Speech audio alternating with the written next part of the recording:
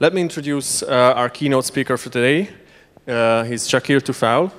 He's the Federal Practice Director for HP Enterprise Security Solutions with over 22 years of computer industry-related experience. His tactical security experience ranges a wide spectrum that includes risk management, vulnerability assessments, trust and threat modeling, architectural risk analysis, systems and network architecture, penetration testing, application security testing, forensics investigation, incident response, DR, and BCP.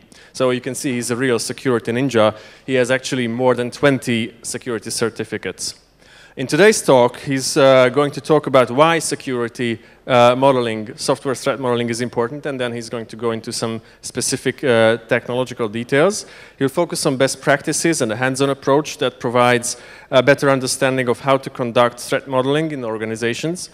As most threat models focus on attackers, but he will look at the threat model using trust zones, identifying assets, indirect threats, and ambiguity analysis. So please join me in welcoming Shakeel on the floor. Okay, so I'm going to start out with another brief introduction, but you might find it a little amusing. And so we'll start out with that, and then I'm going to talk about software security and why it's become more and more important over the past decade or even 2 decades in many cases. So currently I'm the Federal Practice Director for HP, running the federal practice for the Fortify, Web Inspect teams, and I work with ArcSight and Tipping Point. You might have heard of those brands. This is the second day of Hacktivity, so hopefully, and I'm glad that I'm starting a little bit later at 10:30, because usually the second day of a conference, people don't like to get up very early. So I hope everybody's had fun so far with the first day, and everyone is enjoying the conference. I certainly, first time here in Budapest and first time coming to Hacktivity. I've thoroughly enjoyed meeting people and enjoying all the different activities that Hacktivity has, and so this is fantastic. I definitely will be back. So, my name is Shakeel, and you may or may not have heard of a certain basketball star called Shaq. And you're welcome to call me Shaq with a K, but do not call me Shaq with a Q, because that's somebody else. So, born and raised in Washington, D.C., and again, practice director for HP, but before I joined HP, I was working with Fortify, and before Fortify, I worked for another software security company called Cigital. You may have heard of Dr. Gary McGraw. He's written a book on software security, and he was my boss. And before that, I worked for the Pentagon, for the Department of Defense, and ran the Security Operations Center for the Pentagon. I was the deputy program manager for about a year, year and a half. And then before that, I was working for General Dynamics, and before that, I was working for America Online as a developer. So I'm a former developer, guilty as charged, and so I learned a little bit about coding back then. These are some of the names that people have called me. I've deleted the names that I don't want people to call me up there. And again, these are some of the organizations that I've worked for. So that's just a quick intro. I'm also on the board of directors of Secure Ninja, a great organization that I'm proud to be part of. So let's get started with the actual presentation. I want to talk a little bit about software security and why software security has become so important over the past decade and more. One of the reasons is people do not know what software is. If, for example, you had a son or daughter or someone, who came up to you and said, Mom, Dad, Uncle, whoever, what is software? Can you explain what software is? How would you describe that? I've asked developers, I've asked technical and non-technical people, all kinds of different answers, sometimes very hard to explain. But you see, software is a process, right? It's not just a single product or entity. And you've probably heard of the software development lifecycle. And so there's different parts of the process to create a good software product. Part of that being quality, part of that obviously should be security as well. So software has product documentation, requirements, design. That's the beginning of building a software product. Then you have the code, the API, the plugins, the framework, all of the different pieces that you have to code or create in order to have a viable software product. And then finally, you can't just put the code on a server and let it, make it run. You're going to have runtime. You have to compile the code, and then it connects to possibly a more complex system, and now you have a software running in production. Okay? So when we're talking about securing software, it's not just doing a penetration test at the end of the life cycle, which is absolutely necessary, but honestly, it's the worst time to do security. Once you've already built the product, you've already implemented your design, and now you think about security as an afterthought, right? And unfortunately, I've worked both commercial and government clients, and they still do not have that embedded security process that should be there. Software in today's world is so important. It covers so many facets of our data and day-to-day living and mission critical systems. We're looking at data, time, money, reputation, legal and compliance, and if it's federal government or military, then you're also looking at a lot of Intel mission critical systems, SCADA systems that are running our infrastructures today. And the problem is that a lot of that is money, right? We're always looking at loss of money or loss of trust, but in today's world, software is so critical that it also costs lives if we don't secure it or protect it from intrusion. And we'll see this more and more prevalent as we go forward. So there's a study that Verizon came out with. They've come out with it for the last 5 or 6 years, and I've been tracking it. It's been very interesting. You can see that last year was a terrible year of hacks and hacktivism, and most of the attacks were on the software layer. And if you take a look at the cost is going up exponentially. In fact, $214 a record by many organizations, including Gartner reports that I've read, is conservative, right? And so I'm actually going to show you a little case study. You're probably familiar with the Sony hack that occurred last year, and so we'll talk about that. The other problem is that, back when I started out in IT, hacking was a fairly good term. It meant someone who was creative, someone who was looking for features and functionality that wasn't part of the system, and they were looking for unique ways of possibly even making the product better, right? And there were, the bad hackers that were, taking systems down or infiltrating,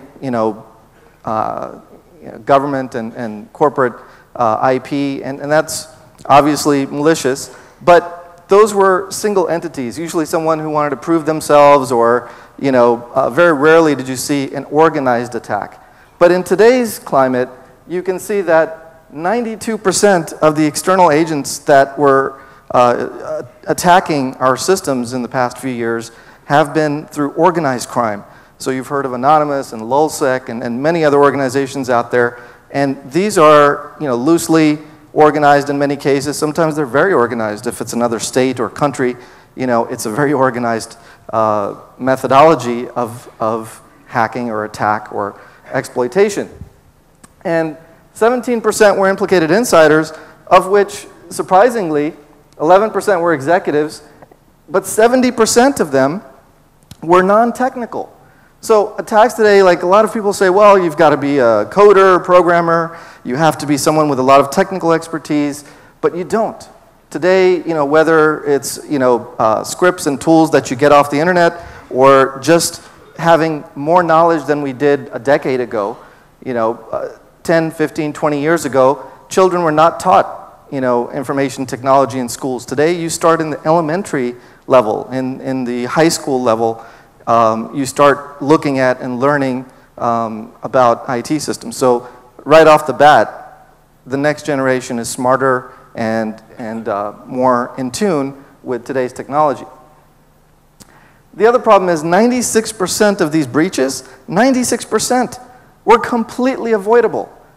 You could absolutely have prevented the attack if you had put in simple controls, some simple review, whether it's code review or the design and architecture or a threat model, you could have eliminated and found these software vulnerabilities, right? And that's really very, very sad. In today's world, in 2012, we still have attacks for controls that we have implemented and prevented for years. The other problem is 76% of all the data was compromised from servers. So someone just asked me at the conference the other day, where should we implement security? And I absolutely believe that client-side security is important. But think about this. Your web browser, your laptop, your iPhone or Android or whatever device you have can absolutely be compromised because it's not in your control, right? So you can put antivirus on there. You can put a software firewall or other products and tools and implement security on the client side, but it can always be subverted. You can reverse engineer software, you can subvert the browser, and there's all kinds of free tools and so forth on the client. So what can you control? As an organization, whether commercial, government, nonprofit, you can control your servers and the code on your servers, your application servers, and you can also secure your database and your infrastructure. So I'm not saying don't spend time on the client, right? But the client will be subverted. It will be maliciously maligned to create exploits and attacks against your system.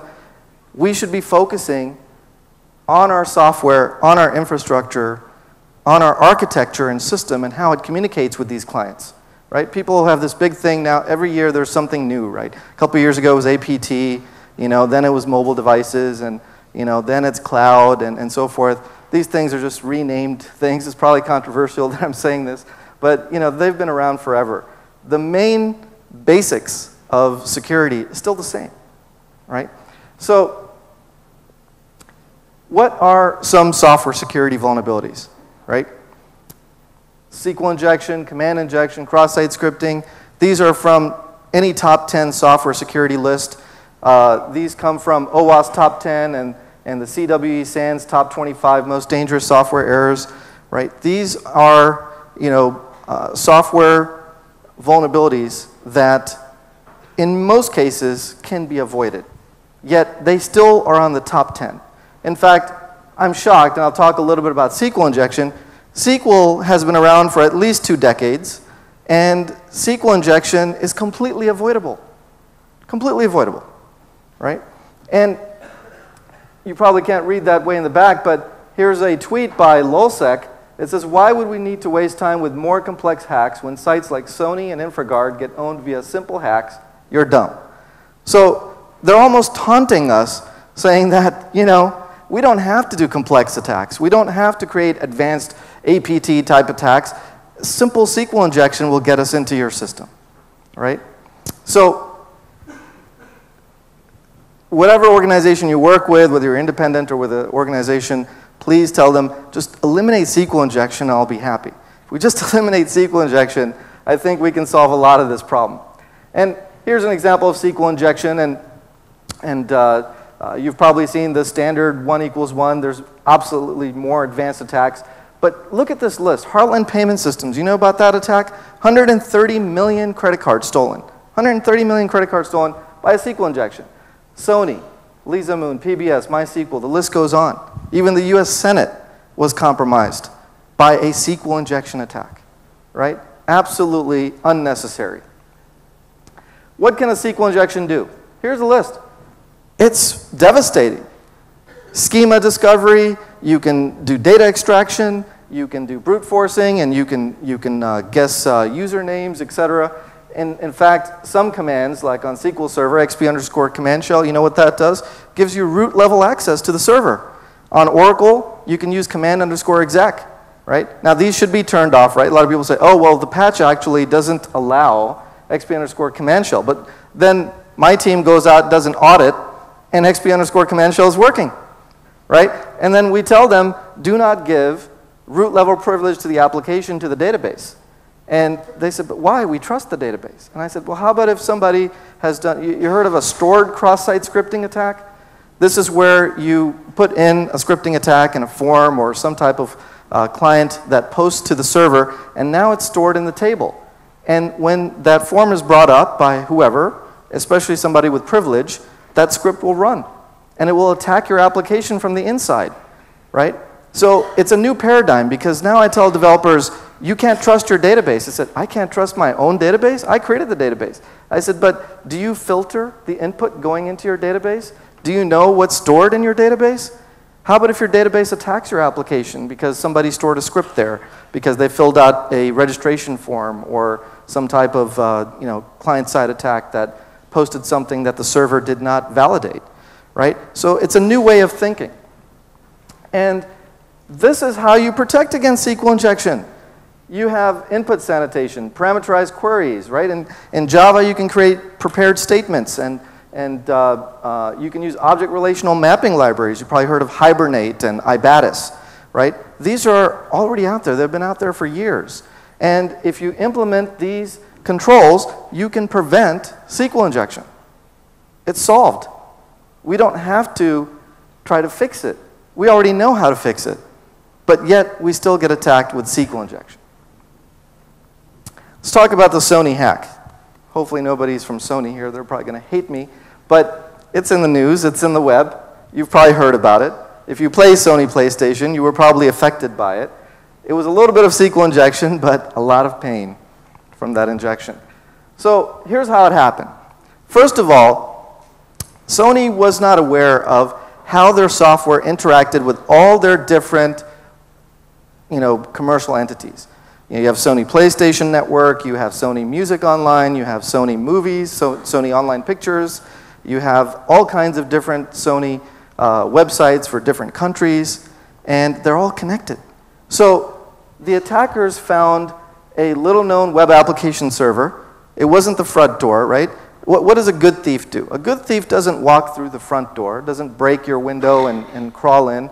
A good thief is going to find a back door or a roof or basement or something that is less secure or has less security mechanisms, and they're going to come in and attack your system or steal something from your home or office. So they went in and they put in a communications tool, right? A two-way communications tool to that server. And what good thieves do is good thieves, they make sure that they understand what your infrastructure looks like. They do reconnaissance. They do footprinting of your network to see what operating systems, what patches you have, how these servers are connected to each other, and then they create the attack, right? A dumb thief is going to just try to break down the door and will be caught, right? A good thief is going to be able to save or eliminate their tracks and delete the logs and prevent forensics and incident response, or at least delay it. In any case, people say, well, we have firewalls, we have network IPS, IDS systems, intrusion prevention systems, intrusion detection systems, all kinds of different controls and routers, that are very strict in their access control and so forth.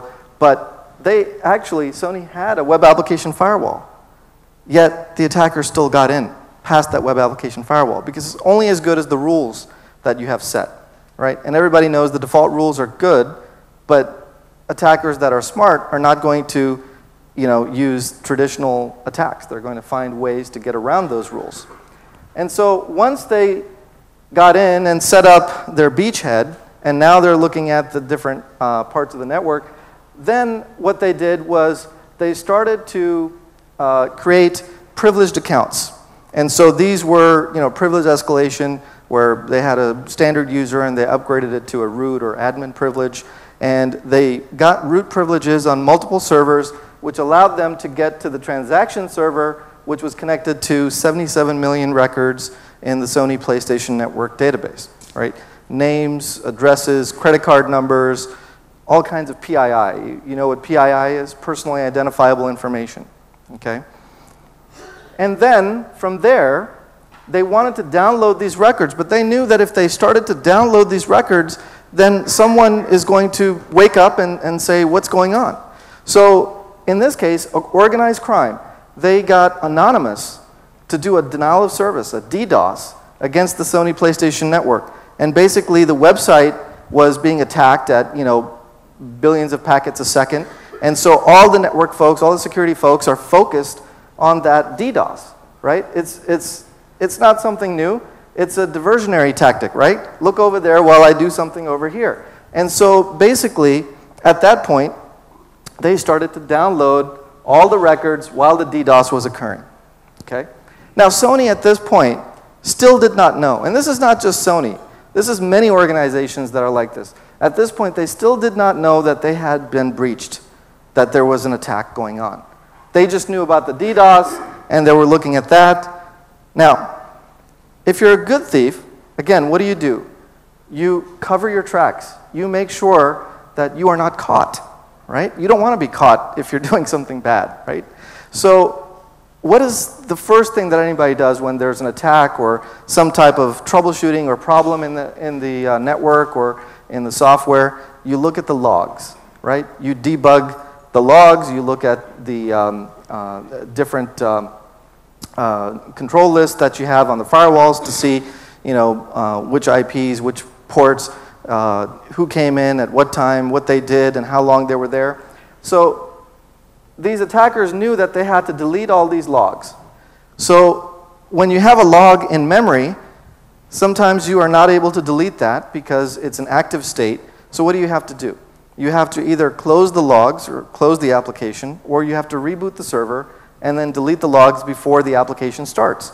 So they created cron scripts, right? For those of you who know Unix, Linux, cron scripts are basically Unix scripts that allow you to run some commands. And so they put cron scripts on all the servers, and then they initiated the reboot of hundreds, maybe thousands of servers that were running the applications that Sony uses. And when they restarted, the logs were deleted, okay?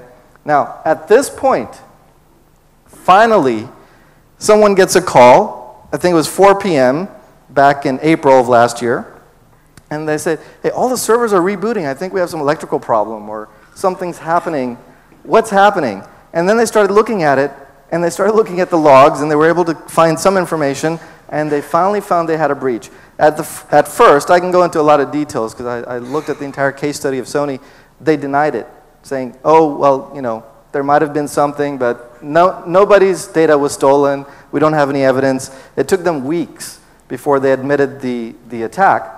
And that's the problem with security, right? Most people don't want to say, hey, we got attacked, sorry, but, won't happen again, I hope, And so most organizations are not forthcoming with vulnerabilities or exploits or breaches against their system.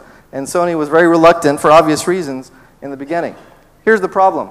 Because the attackers were good thieves, they already knew what the system looked like, what the network looked like, what the software architecture looked like, what the data flow in that software system looked like. And so they were able to, while they were trying to figure out and fix this main attack, they were able to attack other parts of the network. They attacked Sony Music. They attacked Sony Pictures, movies, right? They attacked other Sony websites all across the world. I think Sony Portugal was one, and Sony Brazil, and others. Does anybody know how many attacks occurred before Sony got a control around it and stopped the attacks from occurring? Any idea? How many people think it was 5 attacks? 10? 15?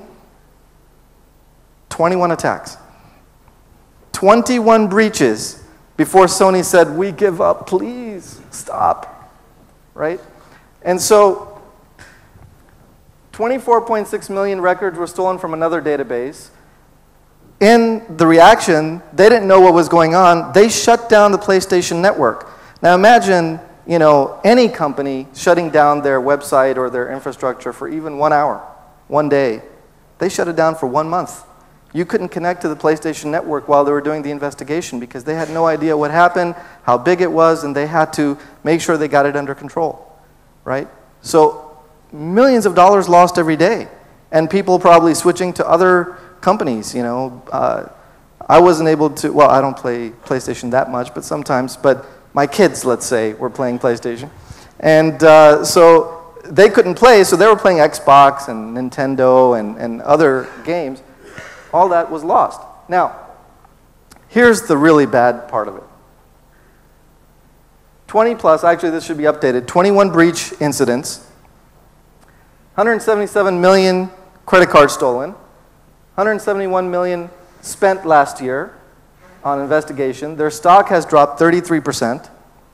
Lost customers, bad reputation. They didn't have a CISO, so they hired a CISO. Like, that's going to help, right?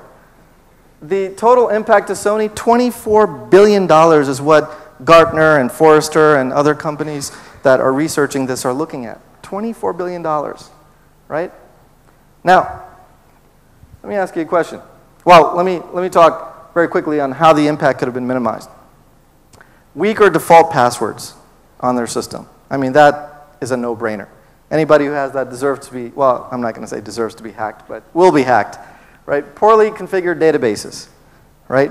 They had no idea where the sensitive data was. This is why software threat modeling is so important, because most people just write the software, you know, plug it into the system, add new features, put it into their network, you know, servers, and hope everything is going to work well, right?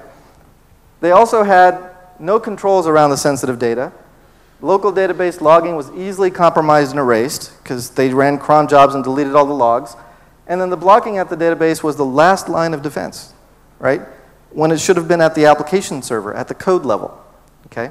So $24 billion, millions of dollars already spent. What do you think the preventative cost would have been if they had eliminated just SQL injection? There were other attacks like the malware communication tool and the privilege escalation and the brute force and other attacks. But if they had just eliminated SQL injection, which was the way that they downloaded all the data from the database, how much would it have cost? Well, I'm sorry? Anybody have a clue? Well, I can tell you what HP, you know, in my job currently, if somebody said come in and do a scan and do an audit and so forth, I would charge them $10,000. 7,700 euros. And we could fix the SQL injection. Yet, millions of dollars were lost because the SQL injection wasn't found and corrected, right? So,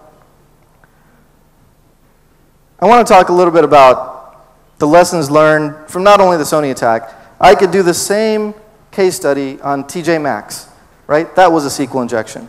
Heartland Payment Systems, you know, Liza Moon, all these different attacks. If you go to, there's a couple of good websites out there, privacyrights.org, datalostdb.org.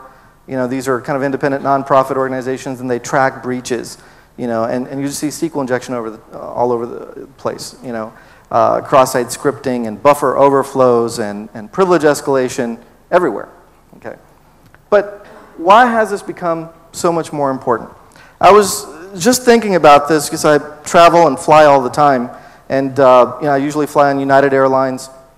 And back about 10, 15 years ago, right, you couldn't even book a reservation online for, you know, a flight.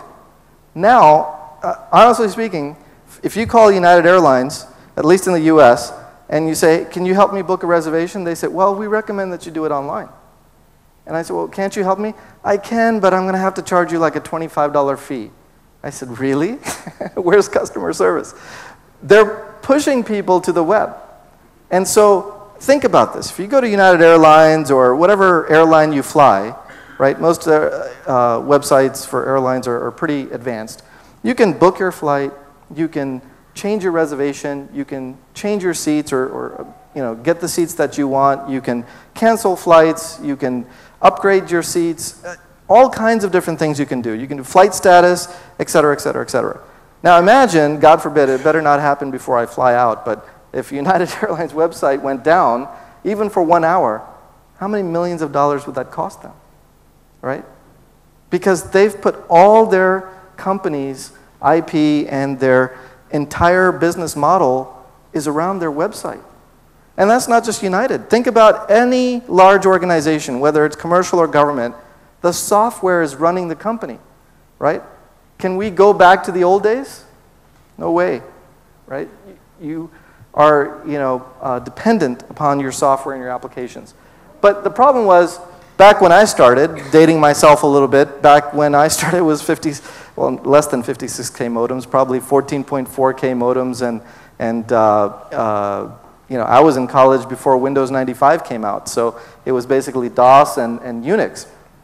And there wasn't a lot of software systems that were advanced enough to run companies. Today, your entire company is run by software, right? You're completely dependent upon it. And so we're going to talk about these 4 things real quick. I want to make sure I keep a track on time. Connectivity. In the past 10, 15, 20, 30 years and longer since the internet was invented and has been around, this is from internetworldstats.com. There's close to 7 billion people. This is the end of December 31st, so it's probably over 7 billion people in the world today, and there's 2.3 billion people on the internet. That means if you have a web application on the internet, that means that 2.3 billion people can connect to your website, right? And we know that not all of them are good, upstanding citizens and do the right things. And that's only 32% of the world. I think in the next 10 years, 20 years, it's probably going to be closer to 50% or more of all the users. Maybe small children and very elderly folks may not be on the internet as much, but this is growing, and we can see it's growing. In North America, which is Canada, US, and Mexico, we have a 78% penetration rate of number of people on the web, still growing at 152%. But look at some other parts of the world. Look at Europe is at 500 million users. That's almost double, North America. Asia is at 1 billion, and that's only 26% of all of Asia, and they're still growing at 789%. You've got Africa, and you've got Middle East growing at 2,000, close to 3,000% per year. So we're going to be more dependent on software. We're going to have more people looking at our websites, at our software applications, at our mobile devices. It's not going to go down. So we have to accept the fact that we are going to have, to implement more security mechanisms. We also have folks, and since I work a lot with our federal government and intelligence agencies, they say, well, our network is not on the internet. It's siloed or air-gapped is what they say. And large companies, they say, well, our internal network is not connected to anybody else, right? But even these classified systems have millions of people on them, right? All it takes is one bad actor to attack your site. So that is a fallacy. In fact, here's a very good example. You've heard of the space station, which is not even on Earth. It's outside of this world, in space, 10 miles out of space. And I saw this article, and it says, oh, we found some malware. The W32 Gemima worm was found on the space station. Now, the space station has no internet. It's only a direct link. I think maybe US and Russia have connections through satellite uplink to the space station. And it's encrypted, and it's very secure. Yet they got this worm. And if you are familiar with this worm, if anybody plays World of Warcraft or some of the other online games, this is an online gaming virus which steals credentials. How did it get on the space station? Was an astronaut playing World of Warcraft and didn't tell us? I don't know. But the problem is that the NASA, this is the space agency for people that don't know. Kelly Humphrey said, it's not a frequent occurrence, but this isn't the first time. So if they can get malware in space, then I don't care how closed your system is and you've got security guards blocking access to your server rooms and you've got all kinds of controls on your software and network, you will still be compromised. It just takes one time. So I don't want to hear about, oh, we're not on the internet, so we should be safer. You might be a little bit safer, but not much. And software has become more complex. So how many developers do we have in the room? Okay, quite a few, right? By the way, in my humble opinion, right? If you want to be a really good hacker or security guy, learn how to program. Even just some Python and some simple scripts and Perl and so forth, right? Those are the ones that are really strong at hacking instead of just using tools. But open source is fantastic. The problem is that, and this is a question not only to the developers, to everybody, have you ever been part of a project where the software that you were writing or creating decreased in size? Did you ever say, hey, you know what, the new version of iPhone is coming out. We've just decreased the number of features just for you to make sure that it's more smaller and nimble and faster? No. Everybody wants more. When is the new feature going to come out? We need this functionality. Can we connect this to the bigger system? And your code gets bigger and bigger and bigger. You just look at Windows, right? When it came out in the mid-90s, Windows 3, 3.1 was probably about 2 million lines of code. Windows 8, which is coming out this month, is 70 million lines of code. 70 million lines of code. So software does not decrease. There might be some times where you separated the software or cleaned it up and it went down, but that's temporary. It will always keep getting bigger. So now you take a look at software. I was surprised that in 1981 Cadillac, there was 500,000 lines of code. I was shocked. But in today's S-Class Mercedes or premium car, 20 to 100 million lines of code. You have GPS, you have touch systems, you have all kinds of Bluetooth, you have all kinds of music controls, all run by software, right? Can you believe a car having 100 million lines of code? Unbelievable. That's more than Windows. Security vulnerabilities average 10% of the code. So if you have 100,000 lines of code, 10% of that, 10,000 lines of code are vulnerable to attack. In my business, because I actually have real data, I see it at 15 to 18%. 15 to 18% of the code is vulnerable to attack. That's unbelievable. And then here's something that I want to start talking about. And I'm going to speed up a little bit, but I'm here all day, and I'll probably be at the HP booth or somewhere around here. If you have any further questions, please let me know, and I'll give the slides to Hacktivity so you can download them. I do a full-day course on threat modeling, but unfortunately, I have 50 minutes. We start out with asking developers what their software looks like. I don't do a network infrastructure or architecture, diagram. I look at the software. Where's your web servers, your app servers? How do they communicate? What other systems are connected to them? So we start out with something on a whiteboard. We start creating a software component model. And usually the first diagram is pretty simple. This is a 3-tiered web application, right? You have a web server, you have the application server, and then you have the database. And so we look at just the simple controls here, but then we start looking at what's connected to this application. How does it communicate with other parts of your company's software or infrastructure? And then we see all of these external connections. And you can't read this, but it says out of scope and in scope. So this is in scope, this is out of scope, right? You've heard that term? One time I was doing a presentation, and this senior manager, right? I won't say his name or company, says, listen, please don't waste our time. Only tell me you did an audit on our application. Just tell me about this. Don't tell me about all these out-of-scope connections. And I said, do you think a hacker would have an in-scope or out-of-scope? I mean, would a hacker say, hey, you know what, let's just focus on this application because that's out of scope. Don't touch the other part of this software, please. I said, I'm not going to do a deep dive into this. I won't go into detail, but I want you to know what is connected here. Now, this is from a real audit that I did. And this was probably, obviously I can't give you the name, in the top 5 financial organizations in the world. And this is stock and banking and mutual funds and retirement accounts, investment and so forth, all in this organization being run. This is one of the applications where it's being run, and then these are all the supporting applications. And they were doing an update. They were going from classic ASP, God forbid, to .NET, And so they wanted a full review on it. And after we did the entire inspection, only 6 to 8 weeks, I think it was 8 weeks total, this is what their software looked like. They thought their software looked like that. When we showed them this is your software, they said, well, what's all this stuff? I said, well, this is your application. This is still the web server, application server. This is your database. This is your backup database. This is some network attached storage and logs and other connections.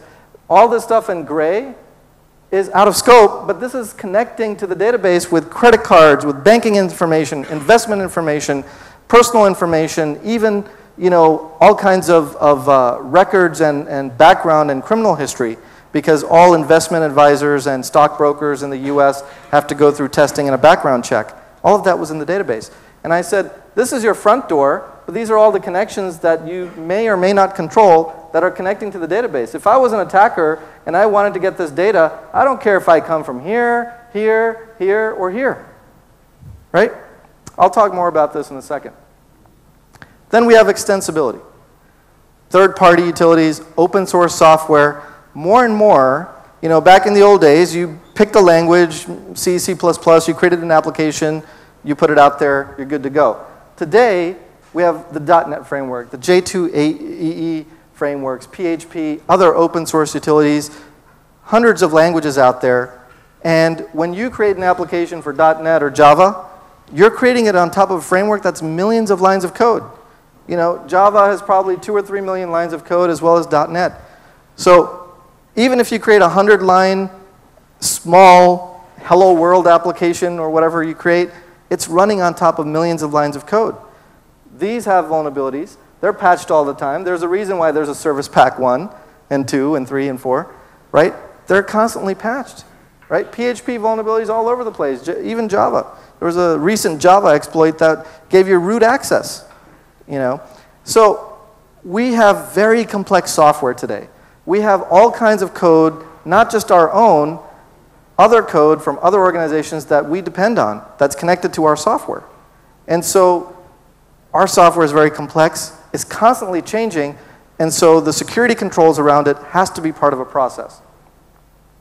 Compliance and standards. Now, I haven't researched all the compliance in Europe and other parts of the world, but here's a small list of compliance that we have in the United States. You probably obviously have PCI and credit card compliance issues, but here are some, federal compliance. NERC, this is SCADA, right? This is our National Electrical Reliability Corporation, and this looks at our utilities like electric, gas, water, et cetera, Homeland Security, Federal Information Systems, HIPAA for healthcare, Financial Act, Sarbanes-Oxley, you probably heard of SOX, and so forth, especially if you're working for a multinational company, they have to be compliant. And more of these controls require software security, right? And you get fined if you don't pass them. Let's talk about software threat modeling. I've got about 10 minutes left. I'll probably go a little bit over, and if you have any questions, I'll take 1 or 2. But please see me if you have further questions around this. I want to give you a high-level idea of how to do a software threat model, and hopefully you can find other ways to get more information through the web. One of the things that we also have a problem with is definitions. People don't know the difference. You guys probably do, but most people don't know the difference between what's a vulnerability, what's an exploit, what do these terms mean? What is an attack? Is an attack the same thing as an exploit? Well, a threat is an agent or entity, right? It's usually 99% of the time human, but sometimes it could be a bot or an automated script. It was originally created by a human, but now it's running on its own. A vulnerability is a weakness or flaw in the system. An exploit is the attack on the system, and the compromise is a successful attack. So let's take a look at something everybody would probably understand very easily. If you were trying to guard this building or house, you have security mechanisms like lock. You have threats that want to break in and steal something valuable. You have vulnerabilities like breaking a doorknob, using an exploit like a hammer. And the compromise is stealing money, jewelry, TV, electronics, whatever they want that's valuable to them. And the definitions you see here are exactly the same in software, right? In software, you should have security mechanisms, not just on the front layer, but on all the multiple layers in between your front door and your database or whatever valuable entity you're trying to protect. Like, if you really want to protect the building or your home, you're not going to have just one lock. You might have 2, 3 locks. You'll make sure that the back door is locked and the windows are locked. You're also going to have cameras inside. You maybe have motion detectors. and maybe even a dog or some security guard if it's a building to protect. But in software, we have firewalls, we have intrusion detection systems, we have all kinds of network appliances, and then the software is like, oh, you're in, come on in, you're already in. Once you pass those controls, there's no other further controls on the software or on the application server. So that's why it's very important to do a threat model to see what your software looks like. Here are the basics. And again, you'll have these slides, so you can look at this in more detail or have more time to look at it. You first have to identify your assets. Security is an adjective. You can secure anything. We can secure this room, you can secure a person, you can secure your car, you can secure your network, you can secure your software.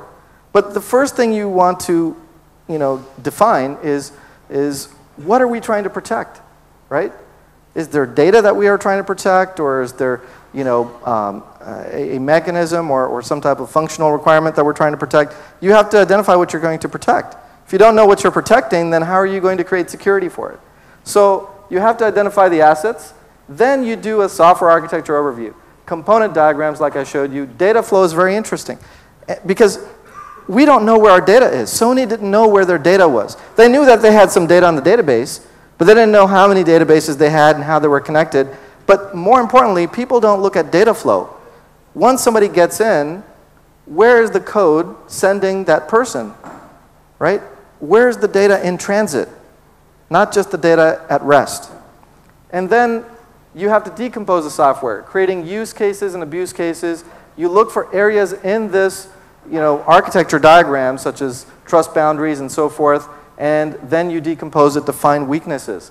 And once you identify the weaknesses, you have to identify threats. Who has access to that area, or who can potentially have access?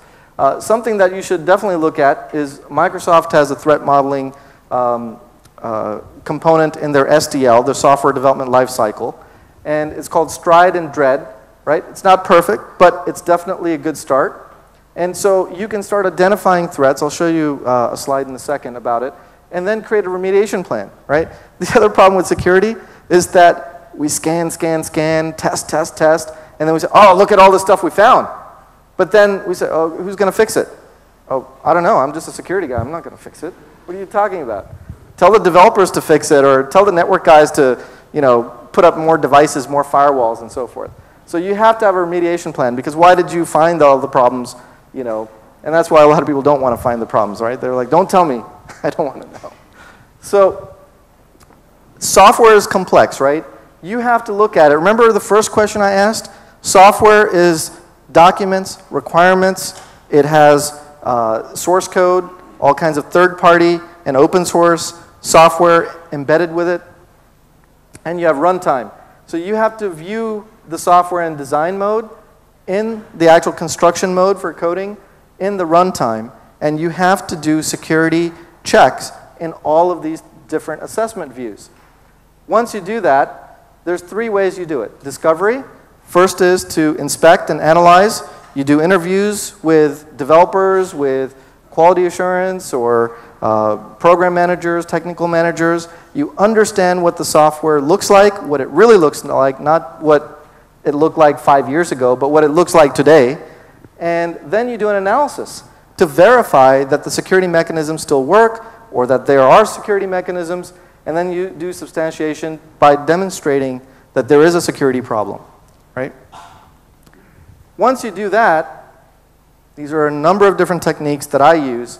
One is a high-level architecture diagram, which you saw. Then I create a data flow diagram. Where is the data going, right? You can see that in the code. You can see that in a live production environment. You can see where the data is going, but nobody really takes the time to look at it. And it's changing all the time. So you don't do it once a year. Every single time you change code or something else is added to the system, do a quick check. Have I introduced a weakness or vulnerability?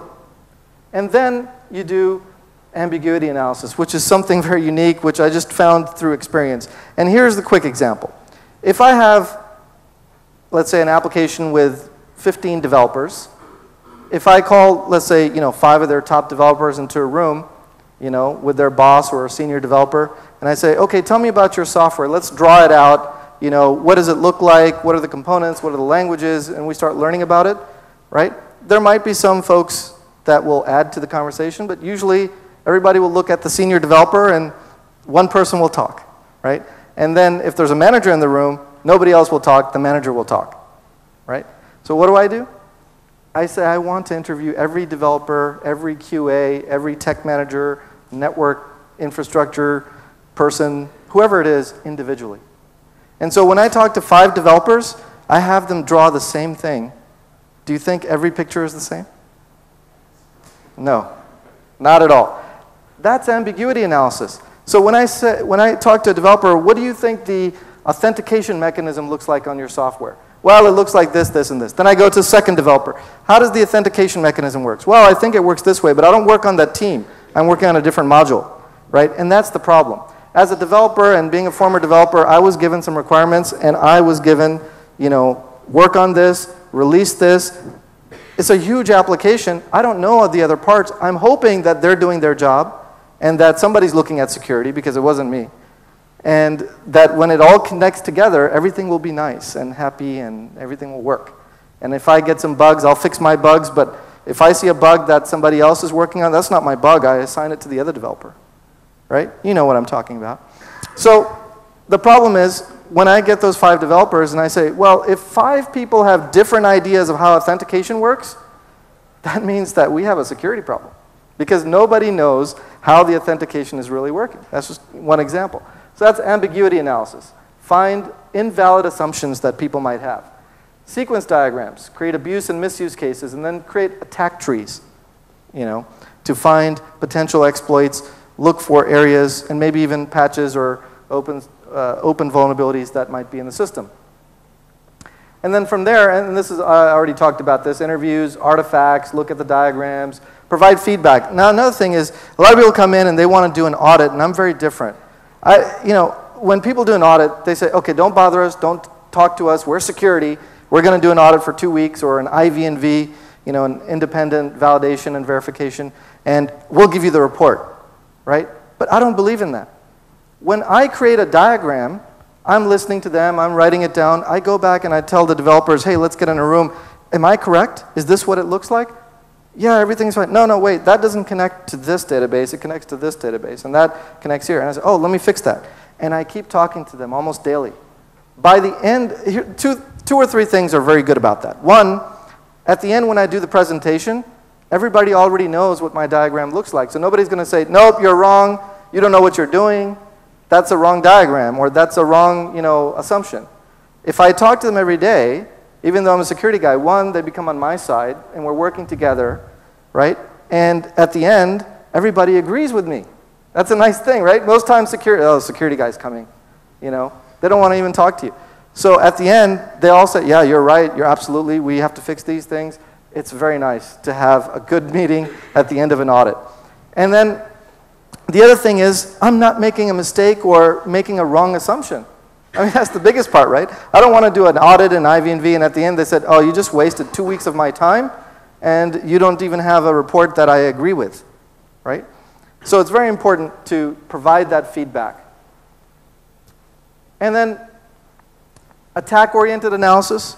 You can look at STRIDE for that. Asset-oriented, again, you have to find out what the assets are, identify the security goals, worst-case scenarios, misuse cases, and illities. You know what the illities are? In most cases, software or any product has functional requirements. When I press this button, it shall do this. Or when I run this script, the system will do this or shall do this.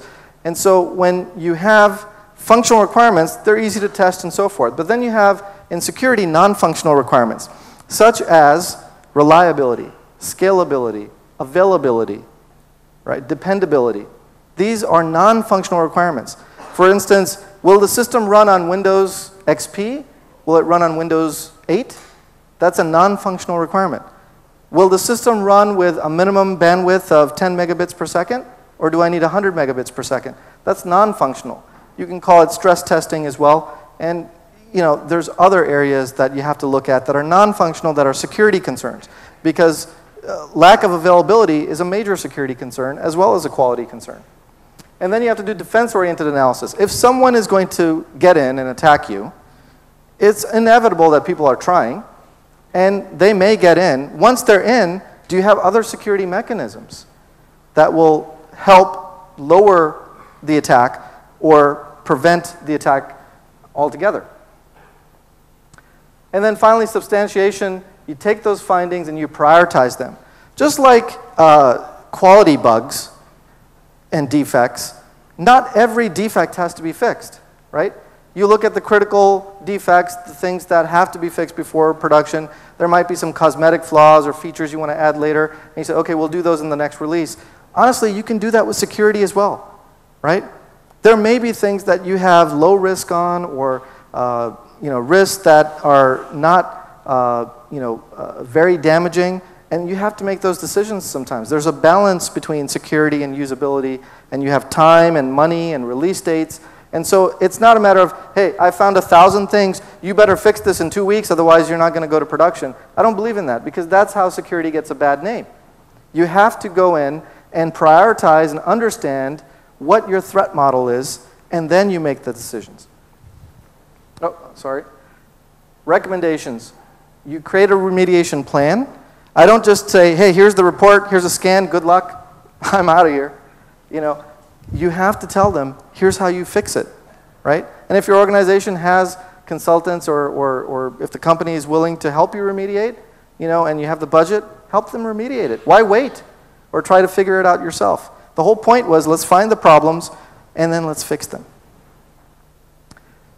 Here's the original data flow diagram that I gave you. I want to show you a couple of quick things. I could probably spend a whole hour and talk about this alone, and you probably can't see the different protocols I have here in the legend, but you can see the colors. The yellow is SQLnet. So this was an Oracle database, and SQLnet is a protocol used to do database access between different applications and the Oracle database. HTTPS is the light blue. That obviously is encrypted with SSL, and very common. FTP, is FTP encrypted by default? Is it secure by default? No, right? FTP is purple. So that's kind of the purple. Maybe it's not coming out on this screen, but that's purple, and that's purple too. So that's FTP. Then SOAP. Anybody know SOAP? Service-oriented architecture protocol, web services, right? Web services usually don't even have authentication mechanisms, and in 90% of the cases, they don't have any encryption. And SOAP calls are web services in red, so there's some web services. And then HTTP is just your standard HTTP, no encryption, no protection there, except just connectivity between HTML web pages and the client. And the thing here is, just looking at that legend, just by putting this diagram together, how many of those protocols were encrypted or secure, communicated? Just the light blue. So once you connect in and you're inside the website or past that first security mechanism, the rest of the organization and all the third-party out-of-scope applications and FTP servers connecting to other sites not in your control, all unencrypted. And I'm not saying that everything has to be encrypted, but you have to have security mechanisms or some type of filtering to understand what's coming in and what's going out, because it's coming in to the most important asset of your company. And if you look at this FTP, I'll give you one quick example, and I've got a few slides that I'm going to finish up. This was a financial organization, so they got stock information from different organizations like New York Stock Exchange, NASDAQ, American Stock Exchange, etc. And these were stock feeds coming in. So they said, well, why do we need to filter those? That's just ASCII, it's just, text, it's what's the security problem with that? And I said, well, how about if somebody was malicious and they sent the data feed with maybe some scripts, some session ID hacking, cross-site scripting, scripts that they, again, could bring in through this FTP connection and store it in your database. That's a stored cross-site scripting attack. Do you do any type of filtering here before you store it in your database? Oh, no, we don't. I said, oh, okay. Well, you may want to think about that. So again, I could talk all day about this, but this is so important.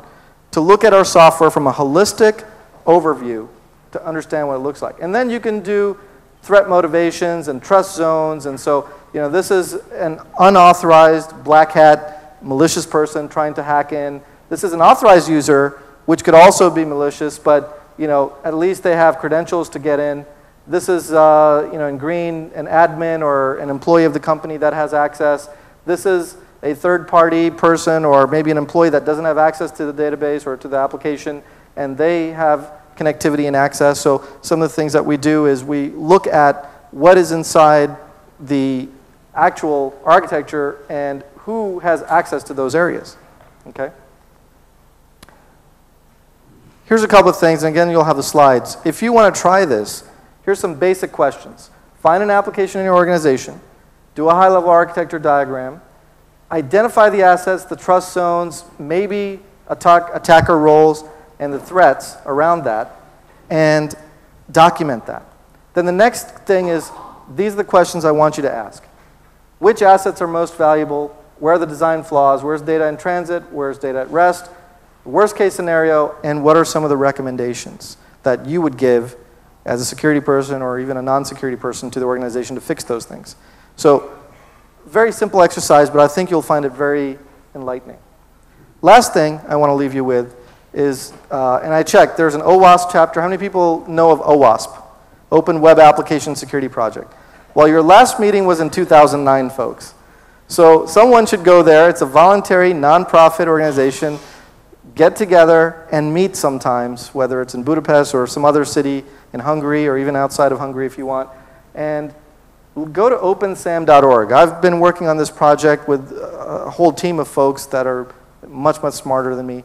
And it's a fantastic software assurance methodology of how to build security into your software. It starts with governance, construction, verification, deployment. And this is what it looks like. These 12 security touch points that you should do in every phase of your software development lifecycle. It's 90 pages, opensam.org. It's an open source document. Use it to your advantage. Show your boss, show your organizations. Use it to do audits.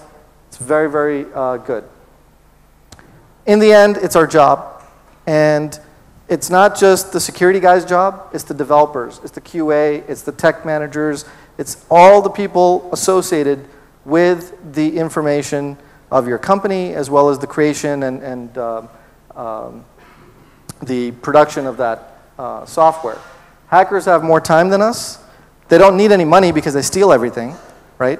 And they are constantly trying to find ways to attack us. So we need to think like an attacker. We need to be as knowledgeable.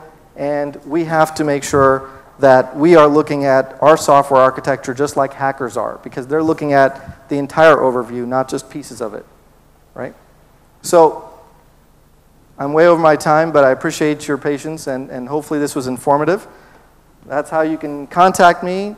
You can, add me to LinkedIn if you'd like, and I'll be around all day. I really appreciate everybody coming to Hacktivity and to my talk. And wish you have a great day, and I'm very, very excited to meet people and learn about what you're doing in Eastern Europe with whether it's software security or other security. So thank you very much.